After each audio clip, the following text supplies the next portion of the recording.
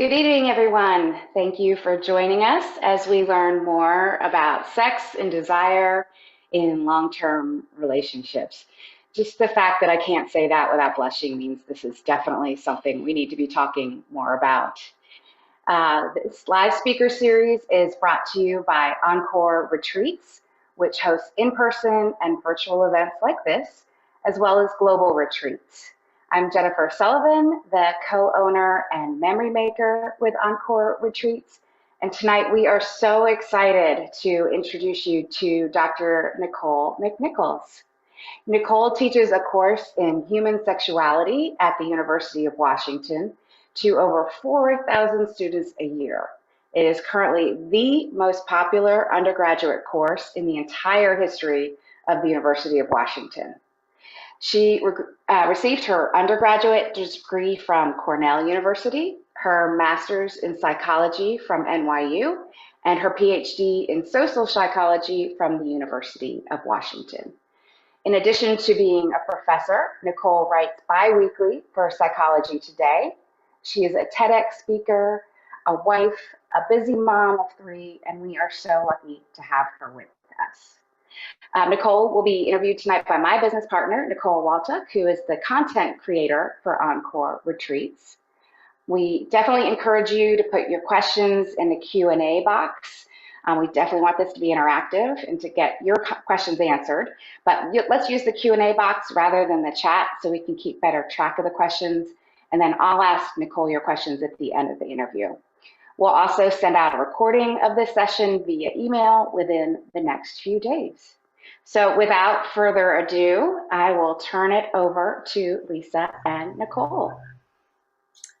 So we are so happy to have Nicole, and I do want to share that both me and my husband have followed Nicole's Instagram account for years, and I will say that that it definitely added some fun and spice to our relationship in a really positive way. So I'm very grateful for that. But I think that that this information, even though Nicole's teaching college students, I think it's critical that that our generation is aware of and having these types of conversations. So with that, we're hoping you will kick it off and give us something to start with.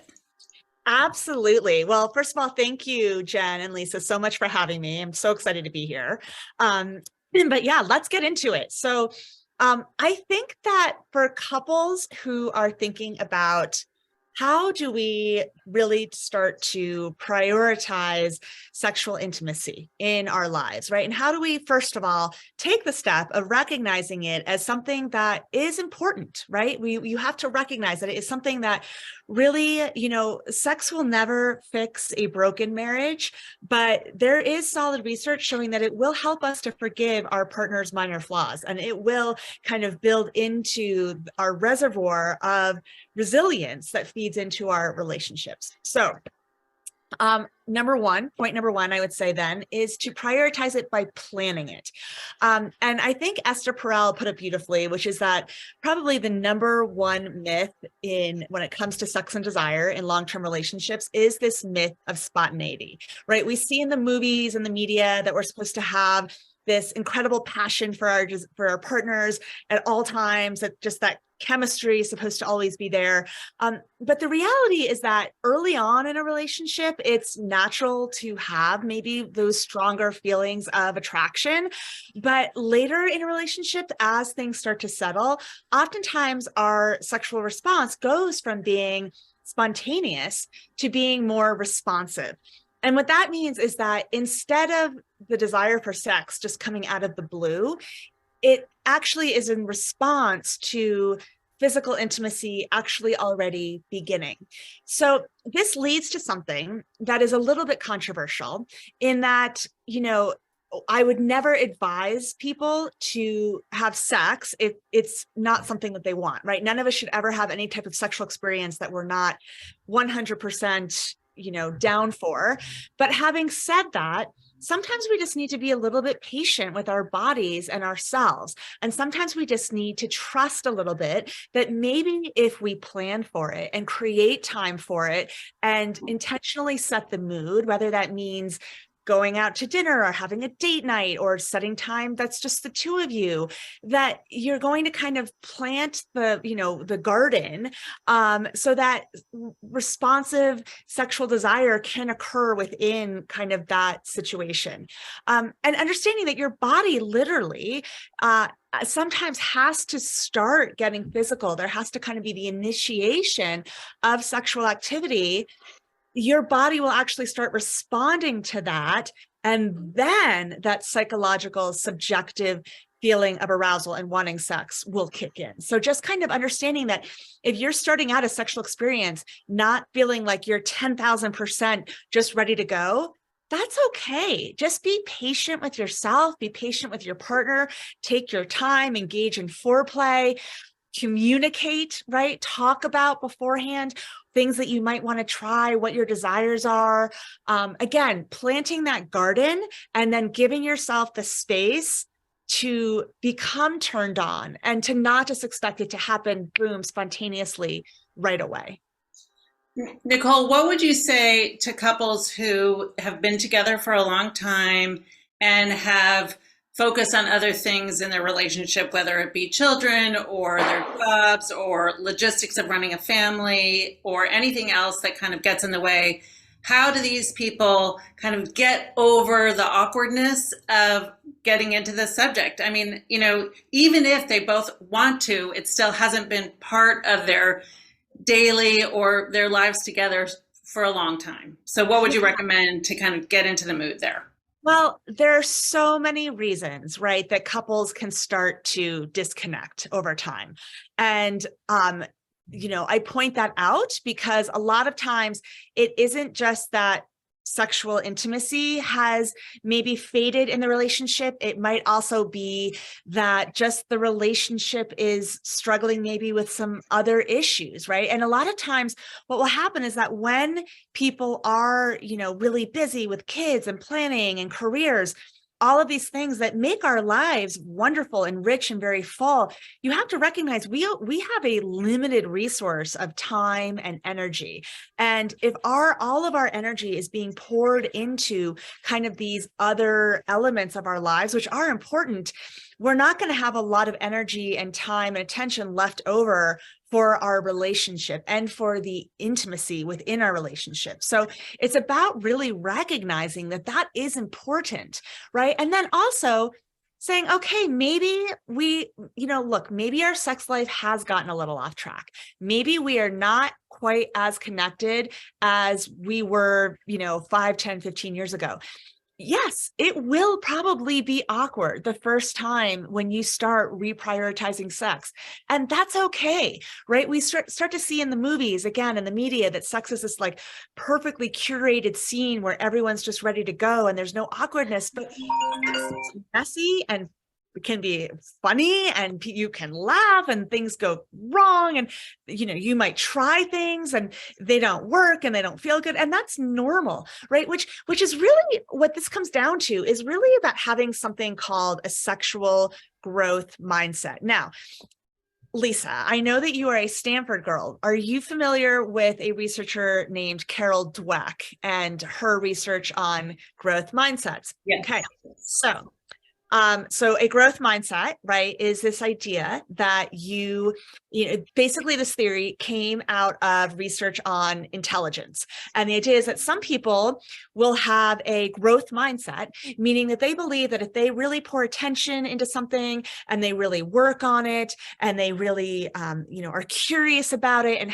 address it with learning goals, research shows that having that kind of approach is going to make you much more successful and learn more, and you're going to, do better in school and accomplish your goals. As opposed to having something called a fixed mindset, which is just this belief that kind of your relationship, that your intelligence is fixed, and that, every time you take a test, it's really just a measure of your fixed level of intelligence. And therefore, everything kind of that's challenging seems like a bit of a threat because you don't want it to provide this permanent record that you're not as smart as you think you are. Okay, so what does this have to do with sex? Well, that same paradigm of having a growth versus fixed mindset, which most of us have heard of, has become very kind of into the common vernacular is really applicable to sex as well. And so just as you want to have a growth mindset when you approach things that have to do with academics or other areas of your life, you want to have a sexual growth mindset in your love life, in intimacy, understanding that you may not be coming from a place, it may not be perfect all the time, but it's about staying curious.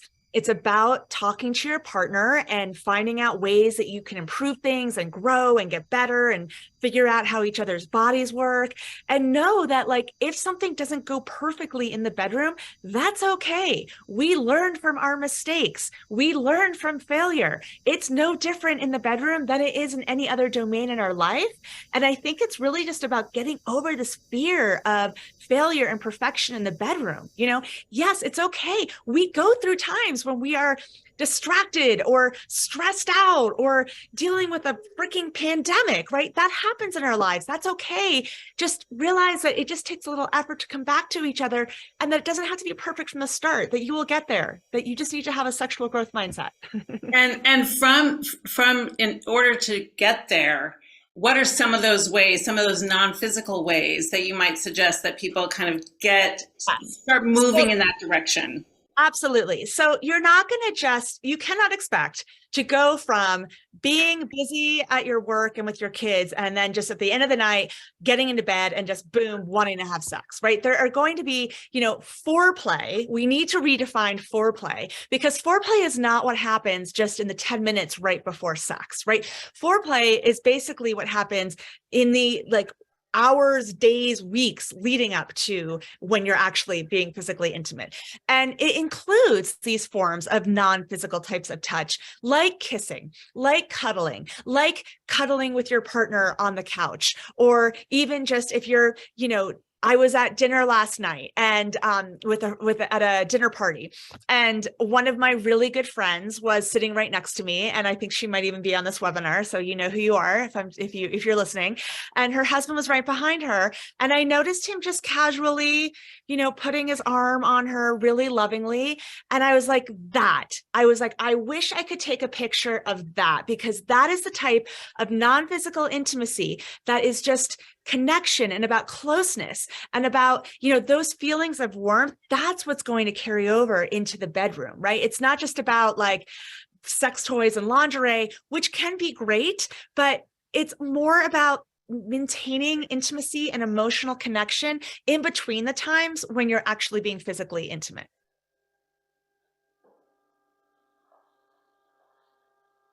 Great, that's super helpful. I know you also talk about really nurturing the relationship. So how can we create environments? So not just the touch or these things that you just described, but really creating an environment that is conducive for this behavior, to really get couples closer to each other and to forget about all the other things that are occupying their minds and their days.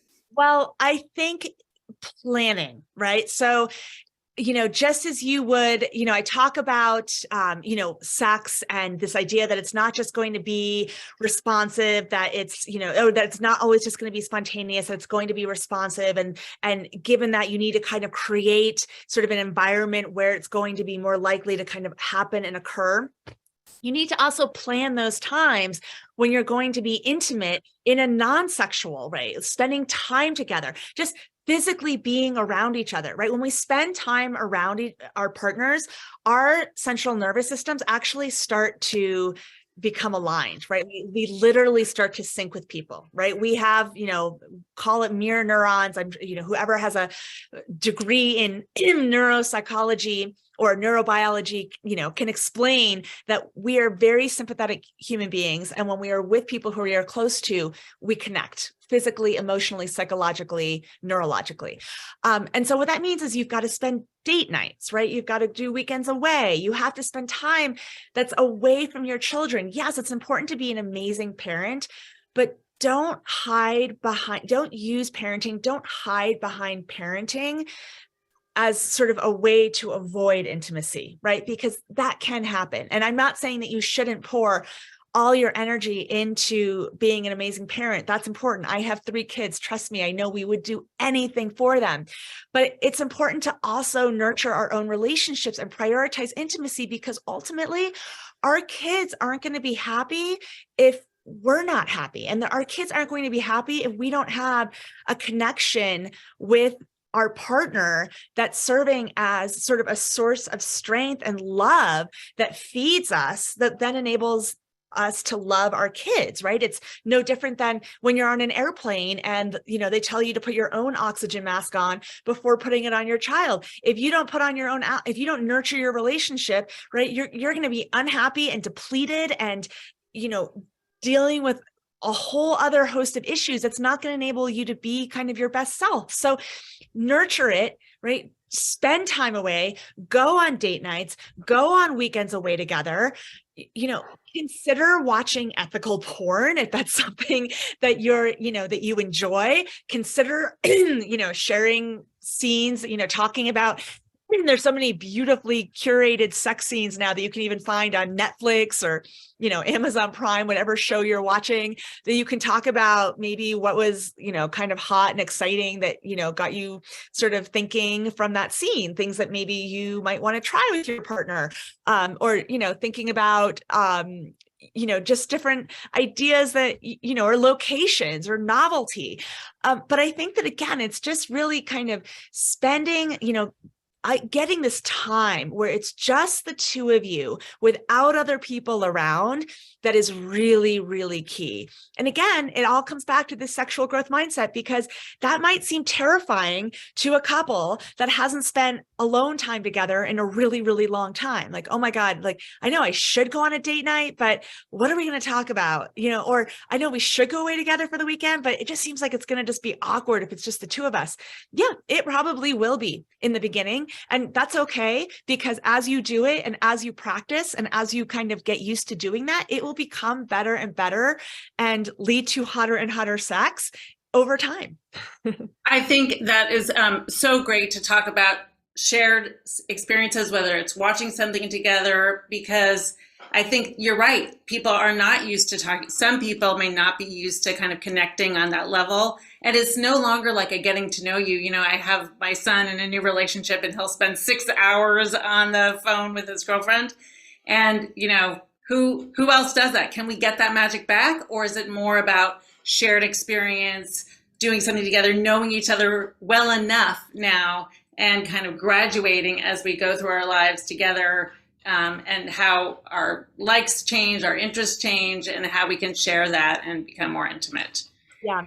And that, I just want to touch on one thing, which is that what you just said reminds me of a new research study that just came out in the Journal of Sex Research, which is kind of like the premier journal in sex research.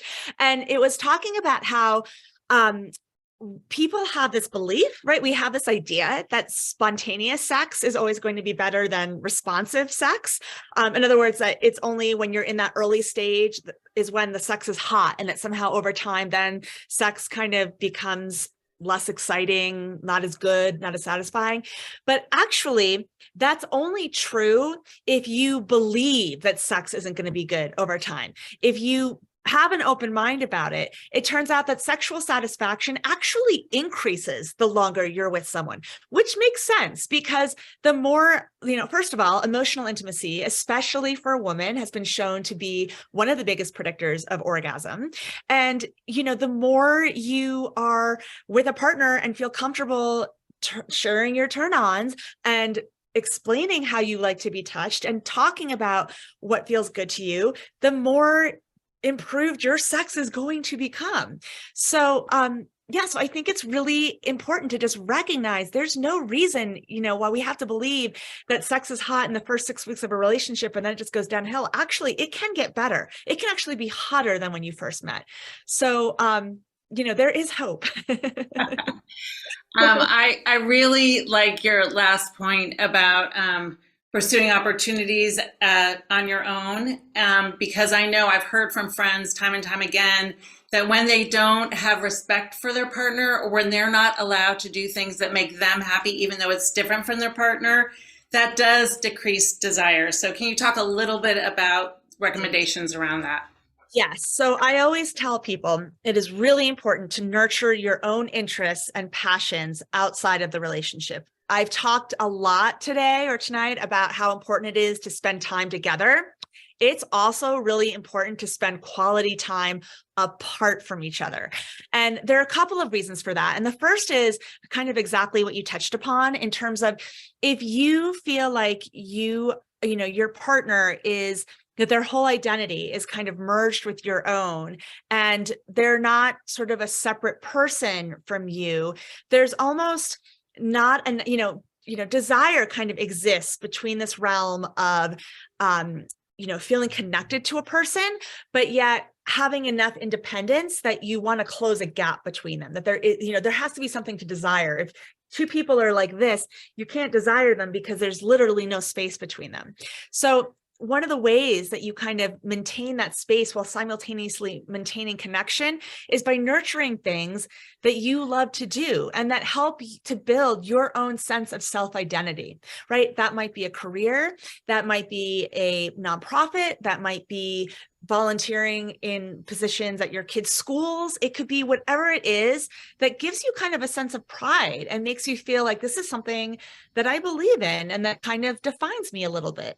And then the other thing to kind of think about when, you really kind of narrow in on this idea of how important it is to maintain, passion and personal growth, and really what psychologists call self-expansion, which is really what's happening to you in terms of growing as a person outside of your relationship, is you hear sex therapists talk a lot about the importance of novelty. Right? Novelty is definitely something, keeping it fresh, trying new things, new places, new positions, however you want to define novelty. Well, you both have to stay slightly novel to each other as well. And one of the ways you do that is through this process of self-expansion, by focusing on things that bring you joy, that grow you, that make you think about things in new ways, that bring you new perspectives. Because if you do that, then when you come back to reconnect, you're almost both slightly different versions of each other, right? You're not the exact Lisa that you were yesterday. You're kind of Lisa 2.0, right?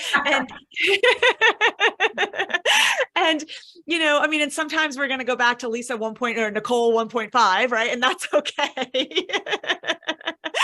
But, and there needs, and it's not also, by the way, not going to work if all of a sudden you go from Lisa 1.0 to Lisa 8.0. And then, husband, John is like, wait, who is this person?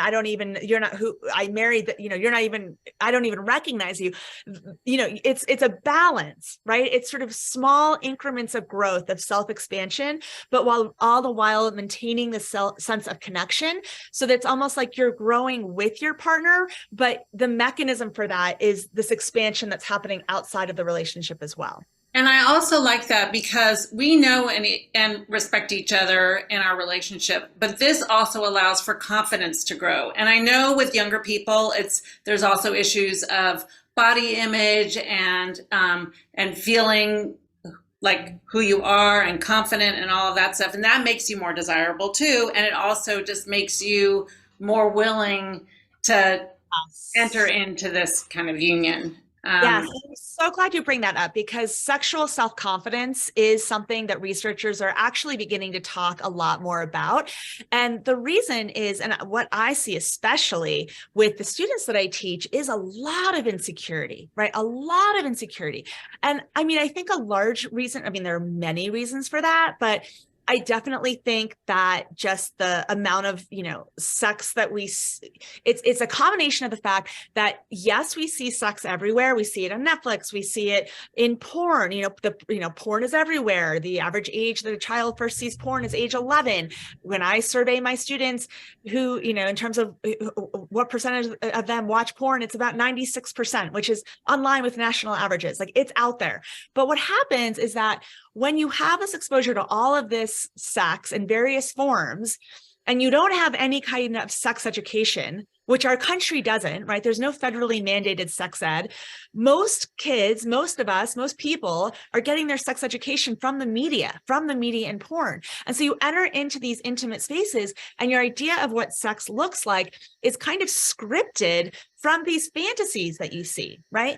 And that's the thing, is that they're fantasies, and fantasies should be enjoyed. We should never feel guilty about fantasies, And look, when I talk about porn with my students, as long as it's involving actors who are being fairly paid and who are, not being forced to do things that they don't want to do, enjoy it, right? It's a fantasy, but it becomes really problematic when it's used as a guidebook and interpreted as a literal translation of what sex ought to look like. And so how this relates to self-confidence is if you're in the bedroom and you're thinking, how does my body compare to that what I saw on TV? What is, how does the sex that I'm having right now look compared to those beautifully curated sex scenes that I see on Netflix? You're going to feel really insecure. But in order to feel confident, right, it's about self-acceptance, it's about feeling confident, but building that confidence is going to come not just from, thinking about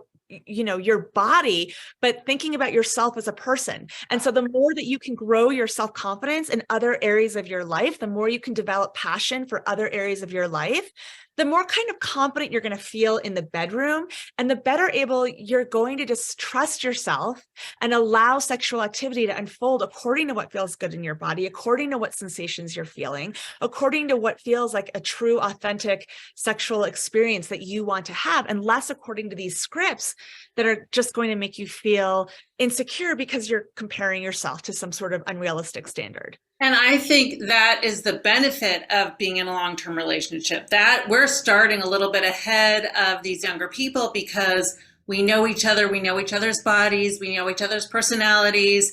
We can both come to the table here with some confidence. This has been so interesting. You've covered so much ground, but I do want to get to questions so we can keep our promise to keep this as a tight presentation. So it's been amazing. I'm going to toss it over to Jen to consolidate some of the questions. Yes, thank you so much, Nicole. I've been writing fast and furious my own notes and consolidating questions. So this is awesome. I want to assure everyone, if we don't get to your question tonight, we'll send them to Nicole and she's agreed to answer them. And we'll include it in the email follow-up that we're sending out this week. We'll also send out a way to follow up with Nicole, sign up for her newsletter, because that's a great way to follow her and keep this conversation going, which is the key. So without further ado, let me ask this question, and I'm going to read it. I have low testosterone, and at times my body does not respond to basic cuddling and kissing in the way that it used to. How do we balance my need for foreplay and direct touching in order to get physically able to have sex with my wife's lack of interest in this sort of touching? I don't want her to do anything that she doesn't want to, but I also know that my body will respond to her touch, which makes sex better and at times even possible. Okay. So a couple of things here, right? First of all, with low testosterone, there are some amazing endocrinologists who specialize in balancing hormones, right? And that is something that if you are struggling with that, you should not be ashamed of in any way, and you should talk to your doctor to get treatment.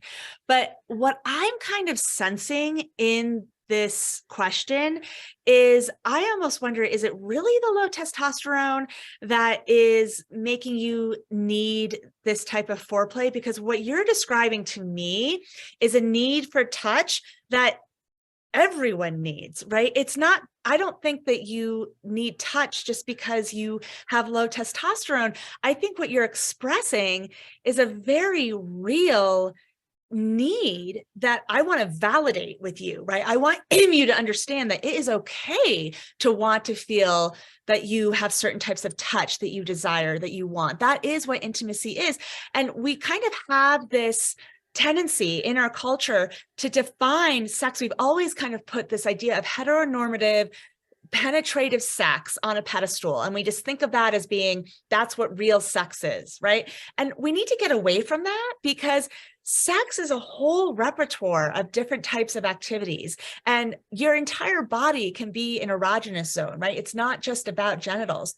So I would really encourage you to talk to your wife, right? At times when you're not being sexually intimate, because we tend to be our most vulnerable, right? Right before and right after we've had sex, but to have a conversation and talk to her and maybe in a way, frame this as, not just about feeling, and I'm not getting the sense from you that you're at all making it about your own needs, but just framing it, being sure to say to her, look, I love you. I want to feel intimate with you. I miss you.